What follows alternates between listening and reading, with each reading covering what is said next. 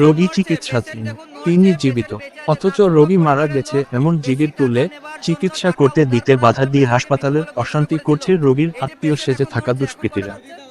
তারা ওই রোগীকে বিনা চিকিৎসায় মৃত্যুর দিকে ঠেলে দেবার চেষ্টা করছে, যাতে ওই রোগীর অবিলম্বে মৃত্যু ঘটে। এইসব দুষ্কৃতীরা হাসপাতালের হামলা চালিয়ে হাসপাতালের কর্মী, নার্স এবং ডাক্তারবাবুদের শারীরিকভাবে নিগ্রহ ও হেনস্থা করছে। বাকি রোগীদেরও চিকিৎসা পরিষেবা দিতে বাধা দেওয়া হচ্ছে। হাসপাতালের অশান্তি তৈরি করে মিথ্যা অপবাদে হাসপাতাল কর্তৃপক্ষকে চাপে ফেলে টাকা আদায় করার চেষ্টা চালাচ্ছে এই সব দুষ্কৃতীরা।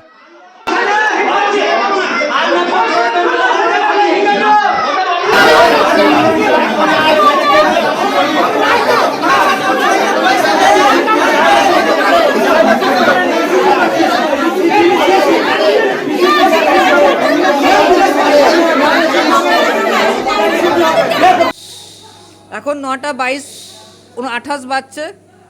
মনিটর পেশেন্ট অ্যালাইভ, কিন্তু পরিবারের লোক বাড়তে চেয়েছিল। পরিবারের লোকের দাবি পেশেন্ট মারা গেছে। স্যার কি বলবেন, পেশেন্ট বেঁচে আছে না মারা গেছে? পেশেন্ট লাস্ট 1 ঘন্টা ধরে কন্টিনিউ উইদাউট ভেন্টিলেশন সাপোর্টে বাইরে ছিল। তার পুরোটাই বিরোধিতা করেছে পেশেন্ট পার্টি, সেখানে কারোর কিছু করার নেই। কিন্তু 1 ঘন্টার পরও পেশেন্ট এখন অ্যালাইভ আছে। বোঝা যাচ্ছে না কতক্ষণ বাঁচবে, কিন্তু 1 ঘন্টা ভেন্টিলেশন ছাড়া, যে পেশেন্ট ভেন্টিলেশনে আছে তাও ভেন্টিলেশন ছাড়া পেশেন্ট বাইরে ছিল ভেন্টিলেশনে, বেশিক্ষণ বাঁচার কথা নয়। যেহেতু বেঁচে আছে আমরা চেষ্টা করছি, কতক্ষণ কী হবে বলা মুশকিল। যদি পেশেন্ট এক্সপায়ার করে তার পুরোটাই দায়ী হবে পেশেন্ট পার্টি, কারণ একটা ভেন্টিলেশন পেশেন্টকে উইদাউট ভেন্টিলেশন সাপোর্ট না দিয়ে ওরা বাইরে জোর জবরদস্তি আটকে রেখেছিল পেশেন্ট।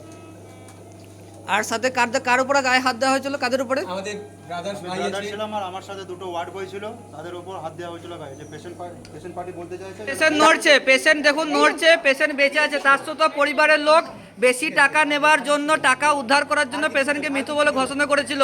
এই যে পেশেন্ট এখন নড়ছে। সার্বিকভাবে সমস্ত হসপিটালের ইউনিটটিকে ওনারা বিভিন্নভাবে ব্যাহত করার চেষ্টা করছেন। আমাদের এখানে প্রচুর পেশেন্ট সবসময় ভর্তি থাকেন আইসিইউ থেকে।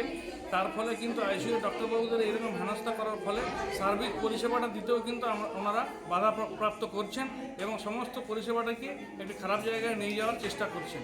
দুষ্কৃতীদের এইরকম আক্রমণের ফলে ডাক্তারবাবুরা ভীত এবং সন্ত্রস্ত হচ্ছেন। তার ফলে কিন্তু সমস্ত পরিষেবাটাই ব্যাহত হচ্ছে।